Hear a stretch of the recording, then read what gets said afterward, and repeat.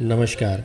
हम बचपन से सुनते आ रहे हैं कि जितनी चादर हो उतने ही पैर पसारो, और दूसरी ओर सफल लोग कहते हैं बड़ा सोचो, आउट ऑफ द बॉक्स सोचो।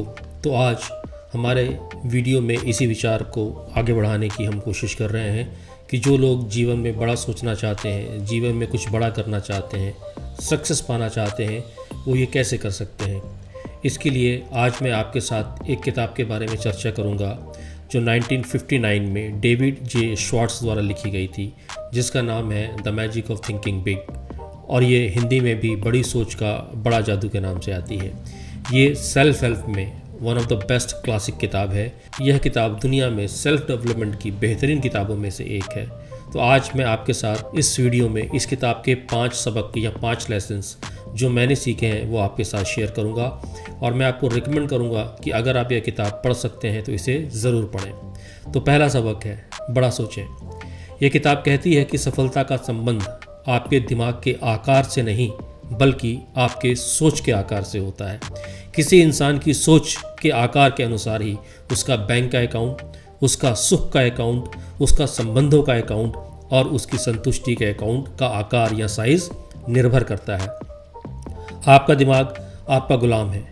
आप इसे जो कहते हैं, जो इससे सुनना चाहते हैं, जो इससे देखना चाहते हैं, जो सोचना चाहते हैं, यह उन सब में आपकी मदद करता है। आप कभी भी ये करके देख लीजिएगा।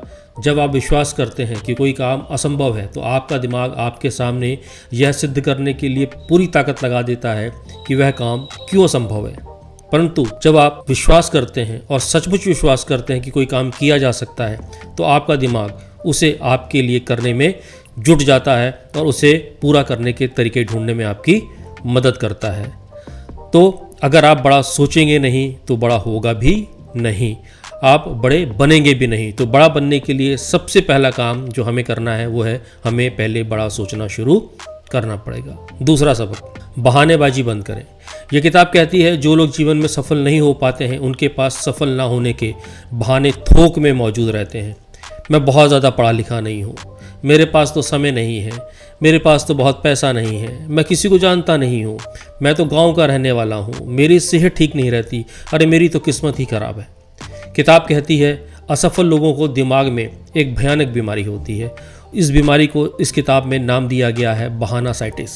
यह किताब बहुत स्ट्रांगली कहती है और बहुत अच्छे तरीके से समझाती है कि लोग किस किस तरह के बहाने बनाते हैं और उन बहानों से हम किस तरह से बाहर निकल सकते हैं। तीसरा सबक, डरना छोड़ दें।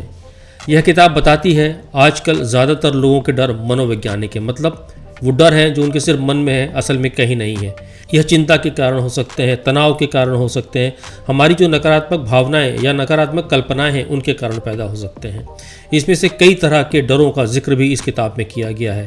यह अपने रंग रूप के कारण जो आपको डर लगता है उसके बारे में हो सकता है, यह परीक्षा में फेल होने का डर हो सकता है, यह चीज़ों के अपने कंट्रोल से बाहर जाने का डर हो सकता है, यह किसी फिजिकल या शारीरिक चोट का डर हो सकता है, यह भी डर हो सकता है कि लोग आपके बारे में क्या कहेंगे। तो इस तरह के तमाम डरों के बारे में इस किताब में चर्चा की गई है और साथ में यह भी बताया गया है कि आप इन डरों से, इन फियर से बाहर कैसे निकल सकते हैं। चौथा सबक, अपने माहौल को बदलें।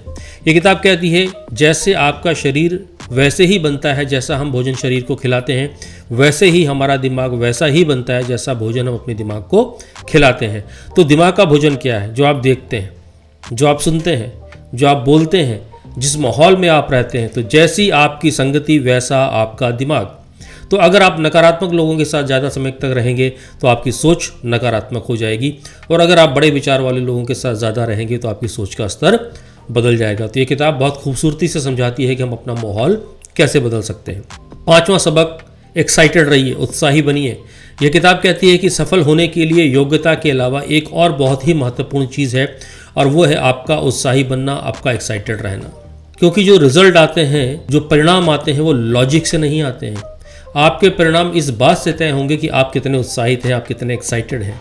तो आप में जितना ज़्यादा उत्साह होगा आपको उतने ही ज़्यादा रिजल्ट मिलेंगे। ये किताब कहती है यह विश्वास और यह रवैया कि मैं ये काम कर सकता हूँ आपको हमेशा ताकत देगा, हमेशा आपको एनर्जी देगा। तो जिस आदमी में विश्वास होता है कि वह यह काम कर लेगा, उसे उस काम को करने का तरीका मिल ही जाता है।